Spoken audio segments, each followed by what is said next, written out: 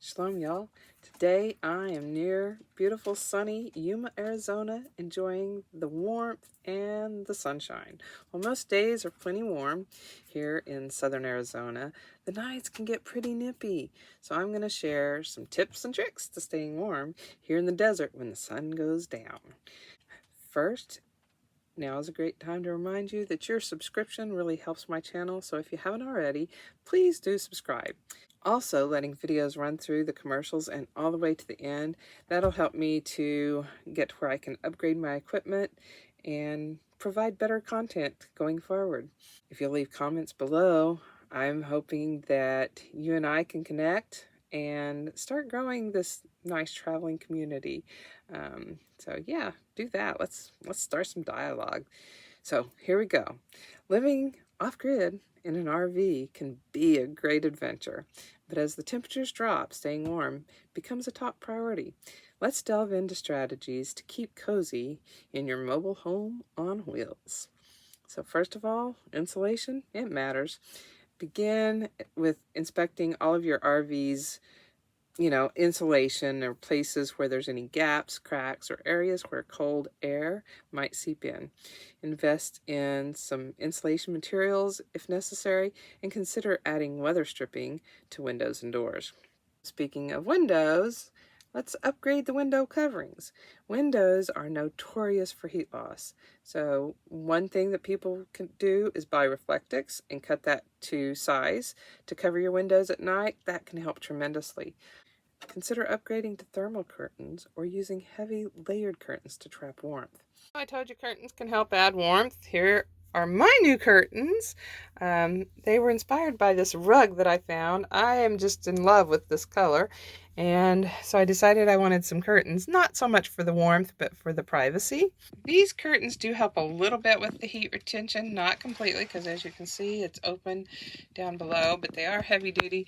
They are light blocking, and so I'm loving these curtains, and during the daytime, so easy to just open them up and get some more view out the front window.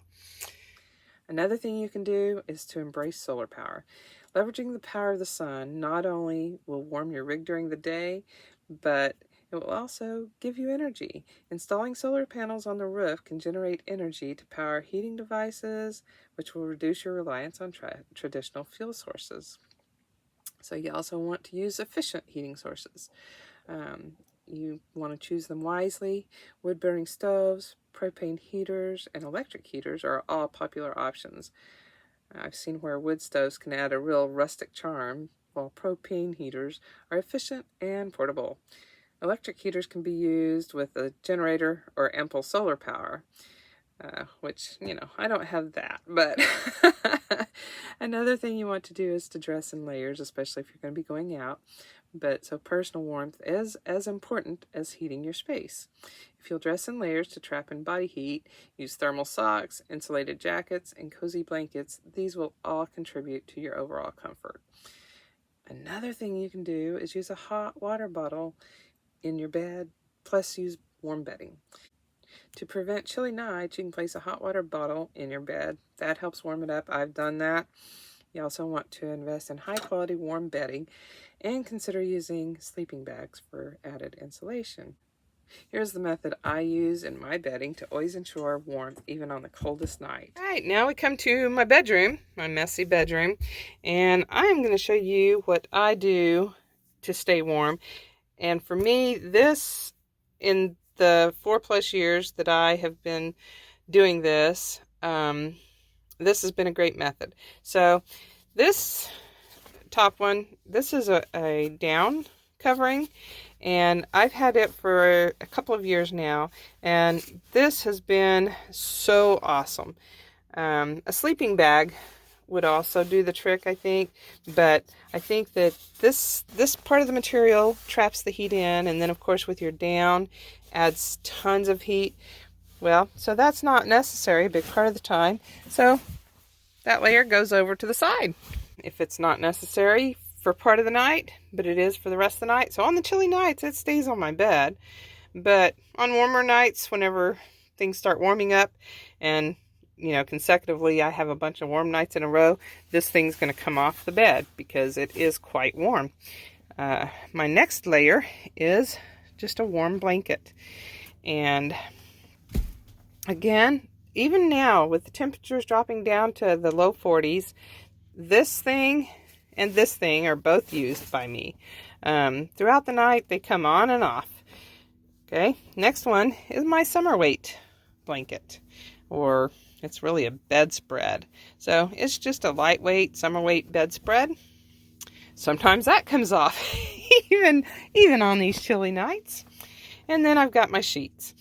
So that's my layers.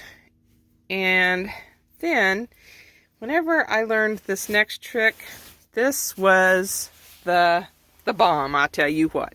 I put this little, doing some solar charging there of a light source, I put this little lap blanket on my pillow. I'm just going to move that one, and I'll show you. It's a really small blanket. It's folded in half, but I just kind of wrap it around my pillow to where it's going to come over like this, so it'll stay in place. I don't get tangled up in it or anything. It can be off if I'm hot, but if I'm cold, I just put that over my forehead, kind of pull the sides down around my neck.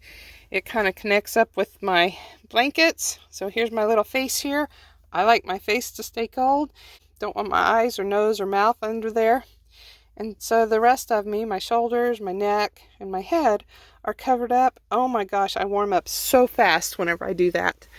And so that's never an all-night thing for me. I mean, I don't care how low it gets. That warms me up so well. And I like it a lot better than wearing a hat or anything. It's just a lot more comfortable to me. So there you have it. That's my bed in a minute. Or 3. Okay, so you also can stay active inside. Physical activity will generate body heat, so you can do exercises such as yoga, calisthenics, or even dancing to warm up your space naturally. You can also use your cooking that you would be doing anyway to provide your nourishment, but it'll also warm up your RV. So you can use stovetop cooking and consider making hearty soups or casseroles that may require longer cooking times. Do always be sure to use proper ventilation. Speaking of ventilation, you want to manage your ventilation.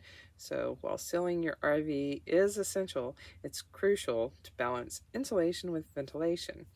Proper airflow prevents moisture buildup, which can make your space feel colder. Believe me, being from Oklahoma, humid cold is